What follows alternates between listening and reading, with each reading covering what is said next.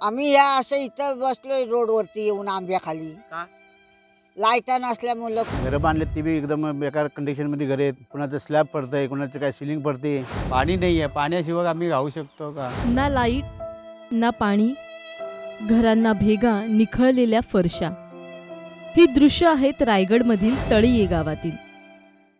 दुर्घटनेला 2 ते 3 वर्ष उलटूनही तळीये गावातील गावकऱ्यांच्या समस्या काही संपण्याचं नाव घेत नाहीये.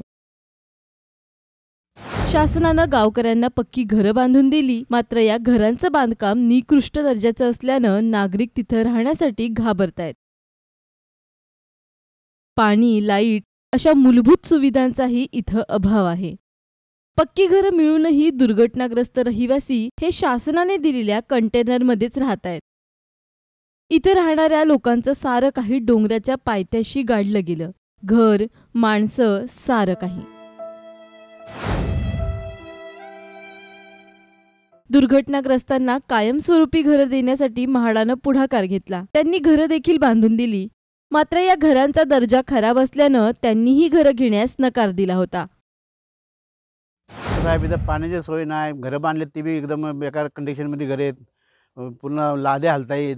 कुणाचं स्लॅब पडतंय, कुणाचं काय सिलिंग पडते. आणि पाण्याचा एवढा मोठा प्रश्न आहे की पाणी आहेच नाही, तर कोणी लक्षच देत नाही. त्यांना बोलावं ते बोलतात होईल होईल होईल.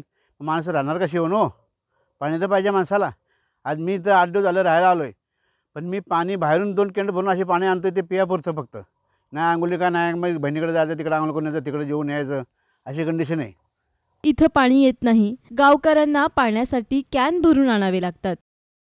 इथं इलेक्ट्रिक सप्लाय देखील नाहीये, त्यामुळं गावकरी हवेसाठी झाडांचा अडोसा घेतात. घरांच्या भिंतींना तडे गेलेत, पायाखालच्या फरशा निखळल्यात. या असं इथं बसलोय रोडवरती येऊन आंब्याखाली. का? लाईटा नसल्यामुळं पंख चालत नाहीत. अजून काय त्यांनी व्यवस्था बरोबर केली पण नाही. घरात का नाही गेलं राहायला? अजून मीटरच बसवलं नाही तर पाणी नाही ना. या गावातील जुन्या आठवणी काळीच पिळवटून टाकणाऱ्या आहेत. हातावर मोजणे इतकी कुटुंब इथं शिल्लक राहिलीत.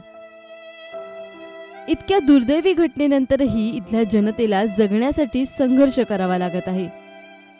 गेलेल्या माणसांच्या आठवणी, त्यातही राहण्या जगण्यासाठीचा संघर्ष, तळीयेकरांची अवस्था चिंता वाढवणारी आहे. सचिन कदमसह ब्युरो रिपोर्ट, साम टीव्ही न्यूज, रायगड. देश विदेशातील प्रत्येक घडामोडींचे लाईव्ह अपडेट मिळवण्यासाठी आता साम टीव्हीच्या सर्व सोशल मीडिया प्लॅटफॉर्मला लाईक, फॉलो आणि सबस्क्राईब करा. तसंच सर्व नोटिफिकेशनसाठी बेल आयकॉन प्रेस करायला विसरू नका.